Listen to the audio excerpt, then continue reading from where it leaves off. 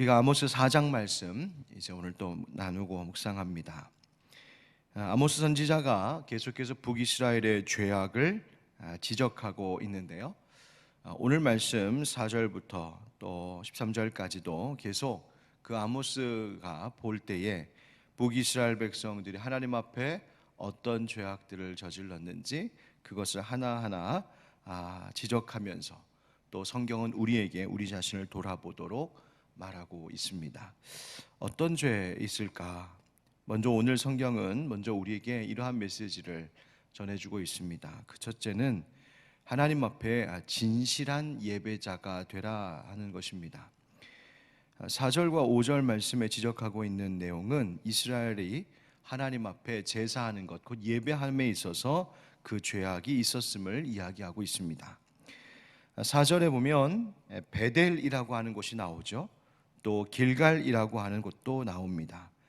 이 베델과 길갈은 이스라엘 백성들에게 이스라엘 역사 속에 모두가 다 매우 중요한 땅이었습니다. 종교적인 성지라고 말할 수 있는 곳이 바로 이 베델과 길갈입니다. 그런데 그곳에 가서 예배드리는 이스라엘 백성들의 모습을 이 아모스 선지자가 보면서 그들의 모습 가운데 잘못된 것이 있음을 발견하고 그것을 지적하는 말입니다.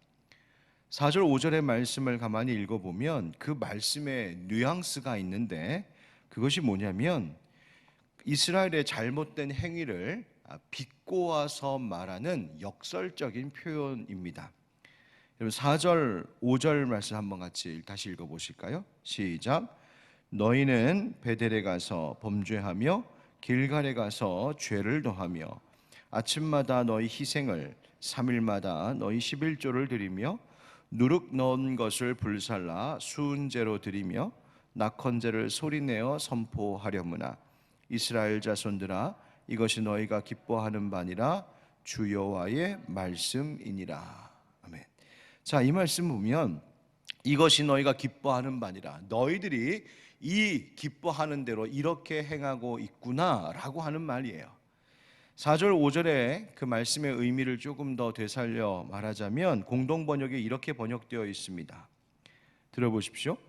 베델에 가서 죄나 지어라, 길갈에 가서 실컷 죄나 지어라.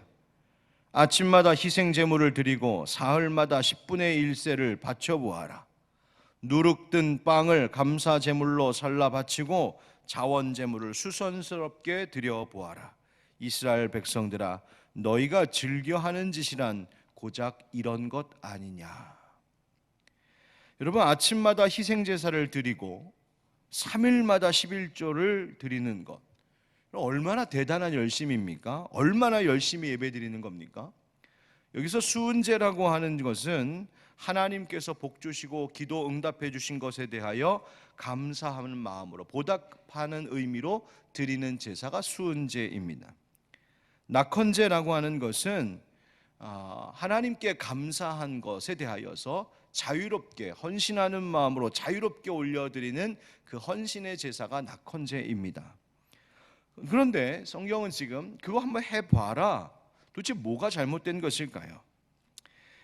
조금 말씀을 구체적으로 보자면 하나님께 드리는 제사에는 누룩 넣은 것을 하나님 앞에 드릴 수 없었습니다. 그것이 레위기에 나오는 하나님의 법이에요. 그런데 너희들 한번 누룩 넣은 것 불살라 그렇게 수은제 한번 드려보아라. 이 말은 이스라엘 백성들이 하나님 앞에 제사하면서도 그 법을 온전히 따르지 않았던 모습을 꼬집어 말하고 있는 겁니다.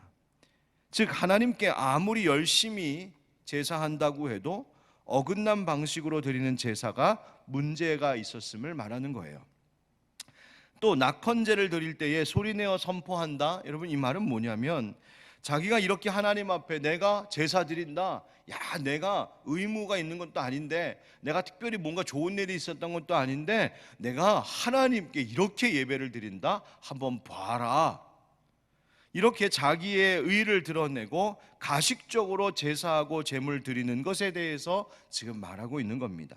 그러니까 하나님께 감사의 제사 예배를 드린다고 하면서도 빠짐없이 예배를 드리고 남들보다 열심히 예배드리고 많은 재물을 하나님 앞에 쏟아놓고는 있지만 정작 하나님의 뜻을 온전히 따르는 마음도 없고 하나님께서 진정으로 받으실 만한 그 진실된 마음이 없이 그런 정말 중심이 하나님 앞에 올려드리는 진실된 마음이 결여된 빠져버린 예배 드리고 있었다는 겁니다.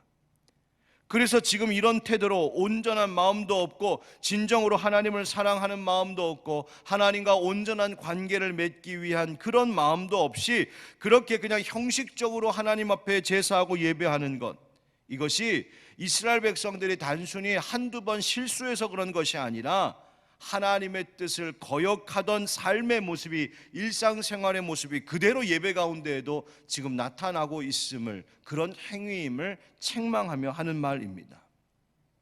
여러분 우리는 어떨까요? 우리의 예배, 또 우리가 예배자로서의 마음은 어떻다고 생각하십니까? 우리는 이른 아침마다 이렇게 새벽에 예배 드리고 있습니다. 현장에서도 예배 드리고 또 지금 이 시간에도 가정에서 영상을 통하여 우리 귀한 형제자매 여러분 하나님 앞에 예배 드리고 있을 줄 압니다. 새벽마다 열심히 드린 예배입니다. 하나님께 예물도 바쳐 드립니다. 그러나 겉으로 나타나는 행위만으로 하나님께 온전한 예배 드릴 수 있다, 하나님께서 이것을 받으신다라고 우리 말할 수 없다는 것입니다. 어떤 예배 드려야 될까요? 앞서도 말씀드린 것처럼 진실한 마음으로 하나님 앞에 드리는 예배자 되어야 합니다. 예배를 몇 번 드리느냐, 그 시간과 횟수가 중요한 것이 아니라 그 마음의 진실함이 중요한 겁니다. 내가 하나님 앞에 한 번의 예배를 드릴지라도 그 예배가 얼마나 나의 전부를 드리는 예배인지, 나의 얼마나의 중심을 드리는 예배인지가 중요한 겁니다. 또한 행위와 마음이 분리되지 않은 예배자이어야 합니다. 그냥 형식만 드리는 것 의미 없습니다. 행위만 드리는 것 아니란 말입니다. 봉헌하는 것도, 하나님 앞에 물질로 헌신하는 것도 그저 형식으로만, 겉으로만 보이는 것 아니고 사람들에게 보이기 위함이 아니라 그 예배와 그 형식과 그 드리는 봉헌의 물질 속에 우리의 마음이 들어있는 예배, 우리의 마음이 담겨져 있는 형식들이 되어야 한다는 것이죠. 예배 가운데에도 모든 그런 순서들이, 우리가 찬양하고 기도하고 사도신경으로 신앙 고백하고 설교를 듣고 기도하고 아멘으로 응답하는 이 모든 예배의 행위와 그 순서들이 그냥 구색 마치기 위하여서 예배하는 모습이 아니라 진정으로 예수 그리스도 우리 십자가의 그 은혜를 통하여 우리에게 하나님이 베풀어 주신 은혜와 그 뜻이 나타나고 그것에 대해서 우리가 적극적으로 감사하며 응답하는 그 마음이 함께 들어있는, 그래서 형식과 내용이 분리되지 않고 행위와 우리의 중심이 분리되어 있지 않은 그 진실한 예배, 하나님 앞에 올려드릴 때 그 예배와 그 마음을, 그 삶을 하나님께서 받아주실 줄 믿습니다. 여러분, 가정에서 우리가 온라인을 통하여 예배하는 일이 많아진 요즘 시대에 우리의 예배가, 내가 가정에서 때로는 홀로 드리는 예배가 과연 어떤 예배인지 우리가 스스로 잘 살펴봐야겠습니다. 특별히 이렇게 아침마다 새벽마다 하나님 앞에 예배하는 귀한 기도의 동역자들, 우리들이 내가 열심히 매일 예배드려 라고 하는 이 행위 자체에 혹시 빠져 그것으로 자만하면 안 된다는 사실을 우리가 기억하고 오히려 더 겸손히 하나님 앞에 중심을 다하여 그 마음을 드리는 참된 예배자들 될 수 있기를 예수 그리스도의 이름으로 축원드립니다. 오늘 말씀 계속해서 살펴보면 오늘 말씀 가운데 우리에게 가르쳐 주신 교훈은 또 무엇이냐면 모든 일에 있어서 하나님을 기억하라고 말씀하십니다. 우리가 특별히 한 주 내내 세상 속에서 살고 세상의 물질과 세상의 목적만을 위해 살다가 그저 얼마의 헌금과 얼마의 어떤 형식만 가지고 하나님 앞에 예배드린다? 하나님께서 그거 기뻐하시지 않을 겁니다. 우리 하늘빛 광성교회가 이야기하는 이 일상 속의 예배자라고 하는 것은 일상을 하나님 앞에 온전히 드림으로, 즉 모든 매일매일의 생활 속에서 하나님이 나에게 무엇을 말씀하시는지를 귀 기울여 듣고 내 매일의 생활이 하나님께서 정말 받으실 만한 향기로운 제물이 되도록 온전히 나를 드리는 바로 이 삶이 될 때 우리의 주일 예배마저도 하나님께서 영광스럽고 빛나는 것으로 기쁨으로 받으실 만한 예배가 될 수 있다 하는 것입니다. 그럼 매일의 삶이 중요한 것이죠.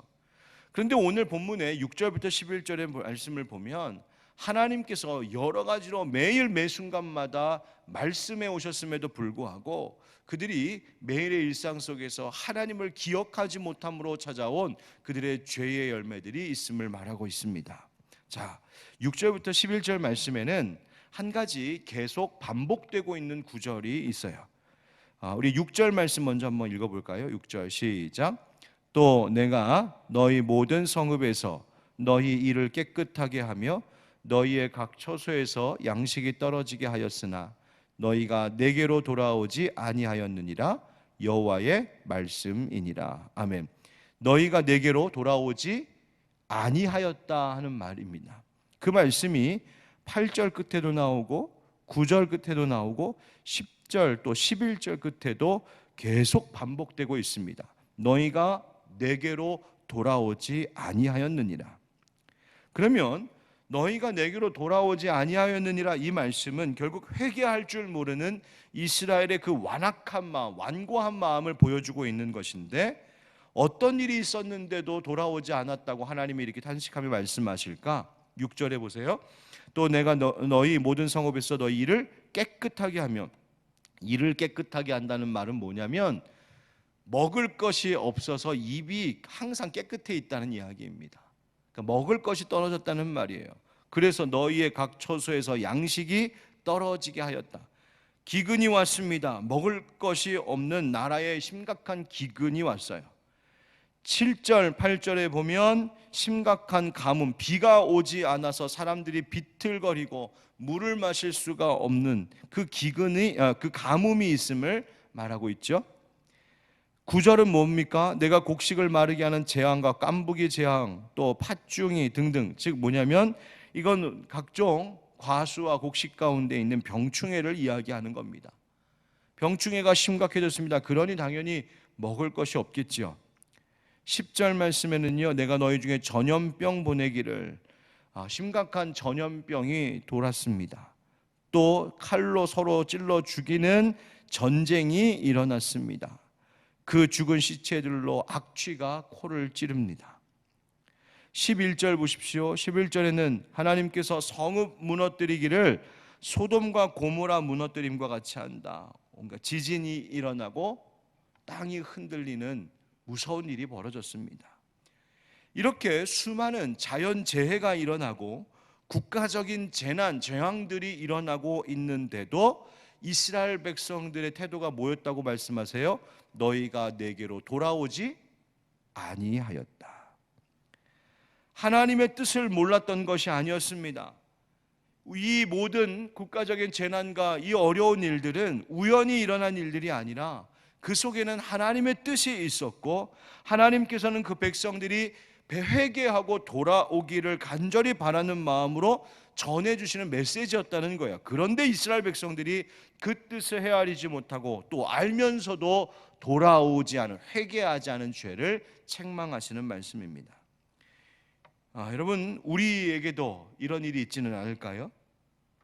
지금 이 땅에 온 세계에 감염병으로 지금 고통받아 온 지가 1년 반이 넘어서서 이제 2년 되어 갈 것 같습니다. 언제 멈출 줄 몰라서 다들 두려워하고 있고 또 이런 와중에 또 다른 전염병이, 심각한 전염병이 시작되고 돌고 있음을 또 뉴스가 전해주고 있습니다. 이상기후가 일어나고 있습니다. 자연재해가 있어요. 여러분, 이번 여름에 보셨죠? 온갖 사건 사고들이 일어나고 있습니다. 아프가니스탄에서는 탈레반이 다시 정권을 잡는 무서운 전쟁의 일들, 비참한 일들이 벌어져서 그 나라 탈출하려고 맨몸으로 비행기에 매달렸다가 공중에서 사람이 떨어져 죽는 일들이 일어났습니다. 기가 막힌 일들이 지구촌 곳곳에서 일어나고 있습니다. 여러분, 이러한 일들 왜 일어나고 있을까요? 여러분, 하나님의 자녀들 그리스도인들은 이 모든 우리 주변 가운데서 일어나는 일들 속에서 하나님이 우리에게 무엇을 말씀하고 계신지를 들을 수 있어야 됩니다. 너희가 내게로 돌아오지 아니하였느니라. 아직도 하나님 앞에 우리가 회개하며 돌아가야 할 것들이 분명히 있음을 성경은 우리에게 가르쳐주고 있습니다. 그러므로 우리의 일상, 개인의 일상생활 속에서도 우리가 항상 명심해야 될 삶의 태도가 있습니다. 먼저는 왜 나에게 이런 일이 일어났을까 생각해 봐야 합니다. 하나님 안에서는 우연이 없다는 것을 알고 모든 일에 있어서 하나님의 뜻을 살펴야 합니다. 하나님의 뜻이 무엇인가 기억해야 됩니다. 특별히 내가 하나님의 말씀 앞에, 하나님의 뜻 앞에 돌이켜 회개해야 할 것은 없는지 우리 자신을 깊이 살펴봐야겠습니다. 그리고 그것을 깨닫게 되었다면 진심으로 하나님 앞에 회개하고 하나님 앞에 돌아올 때 하나님 우리에게 원하시는 그 거룩한 삶을 우리가 살아가게 될 줄 믿습니다. 꼭 기억하십시오. 모든 일에서 하나님을 기억하는 그 일상 속에서 하나님을 만나는 우리 모두가 되기를 주님 이름으로 축원드립니다. 세 번째, 마지막으로 12절 13절을 통하여서 하나님 말씀하시는 것은 매일매일의 삶의 의미를 어디에 두고 살아야 되냐면 하나님 만날 날을 준비하는 시간으로 그 의미를 가지라고 말씀하십니다. 12절 말씀에 우리 12절 같이 읽겠습니다. 시작. 그러므로 이스라엘아 내가 이와 같이 네게 행하리라. 내가 이것을 네게 행하리니 이스라엘아 네 하나님 만나기를 준비하라. 아멘. 하나님 만나기를 준비하라고 경고합니다. 이 말이 뭐냐면 하나님께서 반드시 이 죄에 대하여서 심판하실 것인데 그 하나님 심판하시기 위하여 하나님 대면하는 그 심판받기 위하여 대면하는 그 날을 준비하며 살라. 마지막 날을 여호와의 날 마지막 때를 준비하며 살라고 하시는 말씀이에요. 여러분 우리가 하나님 앞에 서게 되는 날이 반드시 있을 것임을 잊지 않기를 바랍니다. 그래서 내가 오늘 하루를 살게 되었다, 내가 이 하루를 살아간다, 그렇게 매일매일 살아가는 것의 의미가 뭐냐? 그것은 다름이 아닌 그 언젠가 하나님을 만나고 하나님의 그 심판대 앞에 서게 될 그 날이 있음을 알고 그 하나님 만날 날을 준비하는 오늘 하루하루의 연속이라고 하는 것을 잊지 않고 살 수 있기를 축복합니다. 그래서 그냥 의미 없이 내 마음대로 살아가는 이 하루가 아니라 주님, 내가 주님 만날 날 그날을 준비하는 마음으로 오늘 하루를 또 살게 하여 주시옵소서. 이 마음만 갖고 산다면 오늘 하루도 하나님께서 기뻐하시는 참 복된 삶이 될 수 있을 줄 믿습니다. 그런 우리 모든 성도님 되시기를 다시 한번 주님의 이름으로 축원드립니다. 아멘.